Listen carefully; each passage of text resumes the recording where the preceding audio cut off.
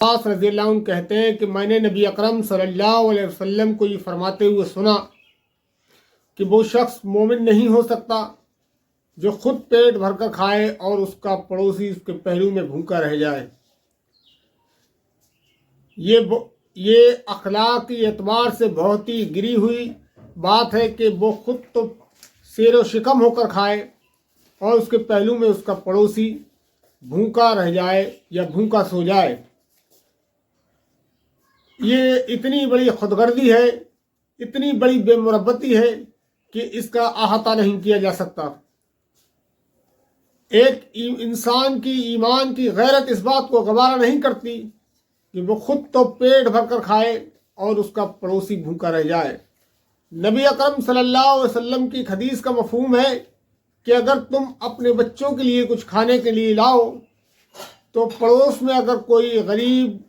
فقراء بچے موجود ہیں تو اگر گنجائش ہے تو ان کے لیے بھی فروٹ اور پھل لے کر آؤ۔ اگر اتنی استطاعت نہیں ہے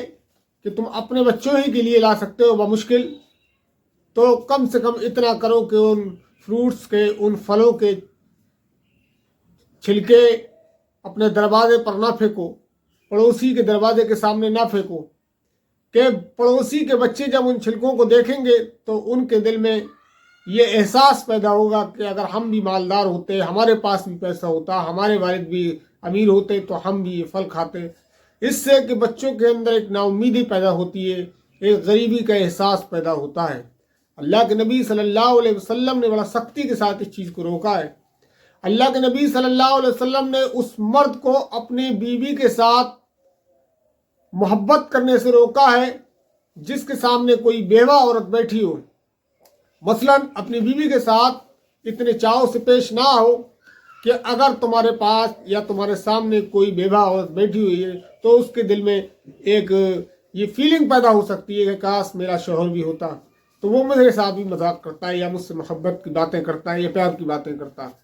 اسی طرح نبی اکرم صلی اللہ علیہ وسلم نے فرمایا کہ یتیم بچوں کے سامنے اپنے بچوں کو پیار نہ کرو، کہیں ان یتیم کے دل میں یہ خیال پیدا نہ ہو کہ کاش ہمارے باپ بھی زندہ ہوتے تو آج وہ بھی ہمارے ساتھ محبت سے، شفقت سے پیش آتے۔ بلکہ اس کے برعکس یہ حکم دیا کہ یتیم کے سر پر محبت سے ہاتھ پھیرو تو اتنی نیکیاں ملیں گی جتنی کہ اس کے سر پر بال ہوتے ہیں۔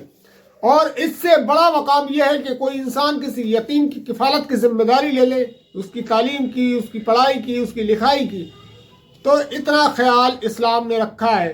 اور حدیث میں آتا ہے کہ نبی اکرم صلی اللہ علیہ وسلم نے فرمایا کہ جبرائیل مجھے پڑوسی کے معاملے میں اتنی وصیت کرتے رہے کہ مجھے خیال ہونے لگا کہیں وراثت میں بھی پڑوسی کو حقدار نہ ٹھہرا دیا جائے۔ تو پڑوسی کی بڑا اہمیت ہے۔ اللہ کے نبی صلی اللہ علیہ وسلم کے پاس ایک مقدمہ آیا اور آپ صلی اللہ علیہ وسلم سے پوچھا کہ اللہ کے نبی صلی اللہ علیہ وسلم، ایک عورت ہے جو بہت ہی زیادہ نمازیں پڑھتی ہے، بہت ہی زیادہ نفل نمازوں کا اہتمام کرتی ہے، نفلی روزے رکھتی ہے اور صدقہ و خیرات خوب کرتی ہے، لیکن اس کا پڑوسی اس کے شر سے محفوظ نہیں ہے۔ فرمایا وہ عورت جہنم میں جائے گی۔ دوسری عورت کے تعلق سے نبی اکرم صلی اللہ علیہ وسلم سے پوچھا گیا کہ ایک عورت ہے جو بہت زیادہ نفل نماز نہیں پڑھتی، نہ بہت زیادہ روزے رکھ پاتی ہے اور نہ صدقہ و خیرات کر پاتی ہے، بس موٹی موٹی چیزیں، فرض نماز، فرض روزے، فرض زکوٰۃ وغیرہ ہی کا اہتمام بمشکل کر پاتی ہے، لیکن اس کا پڑوسی اس سے خوش ہے اور وہ پڑوسی اس کی شر سے محفوظ ہے۔ فرمایا وہ عورت جنت میں جائے گی۔ پڑوسی کا بڑا اہمیت اسلام میں بتائی ہے کہ پڑوسی کے ساتھ بہت ہی زیادہ حسن سلوک، حسن اخلاق کے ساتھ پیش آنا چاہیے، کیونکہ اور پڑوسی چاہے وہ تمہارے مکان کا پڑوسی ہو، تم سفر میں ہو یا تمہارے سفر کے دوران تمہارا کوئی پڑوسی ہو، حتی الامکان کہیں بھی کوئی پڑوسی ہو اس کے ساتھ ہمیں اچھا ویوہار کرنا ہے، اچھے اخلاق سے پیش آنا ہے، خواہ پڑوسی مسلم ہو یا غیر مسلم، اس سے کوئی مطلب نہیں ہے۔ ایک حدیث میں آتا ہے کہ نبی اکرم صلی اللہ علیہ وسلم نے ایک بار حضرت عائشہ کو سالن پکانے کے لیے کہا اور کہا کہ عائشہ اس میں شوربہ زیادہ کر لو اور اپنے پڑوسی کو بھی بھیجو۔ تو انہوں نے کہا کہ اگر پڑوسی غیر مسلم ہو تو آپ صلی اللہ علیہ وسلم فرمایا تو کیا ہوا ہے تو ہمارا پڑوسی۔ تو اسلام میں اس بات کی قید نہیں ہے کہ پڑوسی مسلم ہے یا غیر مسلم، پڑوسی پڑوسی ہوتا ہے چاہے کوئی بھی ہو، ہمیں اس کے ساتھ حسن سلوک سے پیش آنا ہے۔ یہ انسانی اخلاق کی اقدار ہیں انہی کے ذریعے انسان دوسروں کے دل میں گھر پیدا کرتا ہے، دوسرے کے دل میں محبت پیدا ہوتی ہے۔ تو پڑوسی کا بہت خیال رکھنا چاہیے۔ یہ شروع میں جو میں نے حدیث پڑھی تھی ابن عباس رضی اللہ عنہ کی، وہ کہتے ہیں کہ نبی صلی اللہ علیہ وسلم فرمایا وہ شخص مومن ہی نہیں جس کا پڑوسی بھوکا رہ جائے، خود شیر و شکم ہو کر کھائے، پیٹ بھر کر کھائے۔ تو اللہ تعالیٰ سے دعا ہے کہ ہمیں ان باتوں پر غور و فکر کرنے کی توفیق عطا فرمائے۔